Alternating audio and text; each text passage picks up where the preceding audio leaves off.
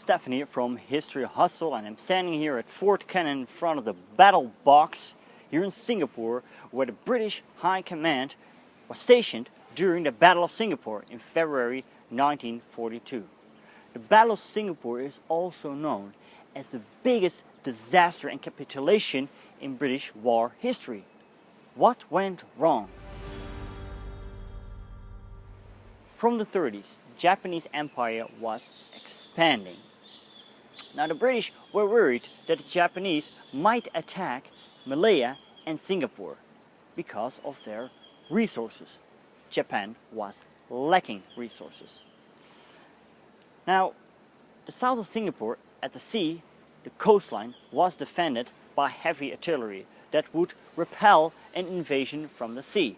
But what if the enemy would attack from land?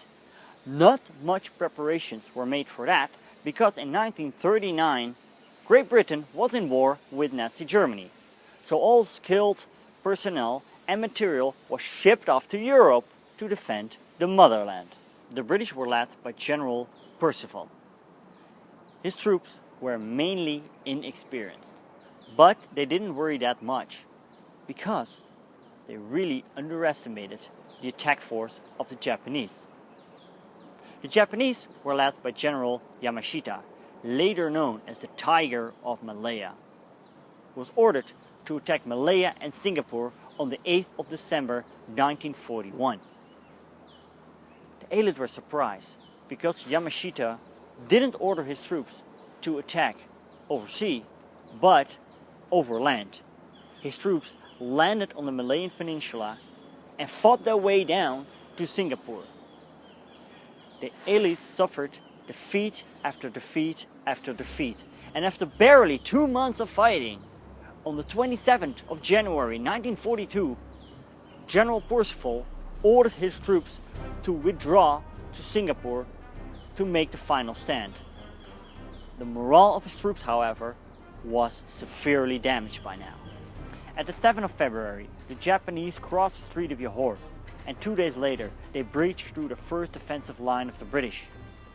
At the 11th of February, Yamashita demands Percival to stop the fighting. He ignores this.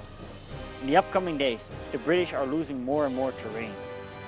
Churchill forbids Percival to surrender and demands fighting keeps going till the bitter end. Not only the strategic position of Singapore is at stake, but also the prestige of the whole British Empire. At the 15th of February, the final British lines are fallen in the hands of the Japanese. There is lack of water, food and ammunition. Percival is forced to surrender. After the Battle of Malaya and Singapore, 130,000 soldiers of the Commonwealth from England, India and Australia were captured by the Japanese. The biggest disaster and surrender of British history, according to Churchill. Many of these POWs would not survive the horrific conditions in Japanese prison camps. General Percival himself was held responsible for this major defeat. However, later studies revealed that what he had to defend Malaya and Singapore was everything but sufficient. And plus, don't forget the smart strategic maneuvers by Yamashita, which relied on speed and exploiting the weaknesses of the British Army.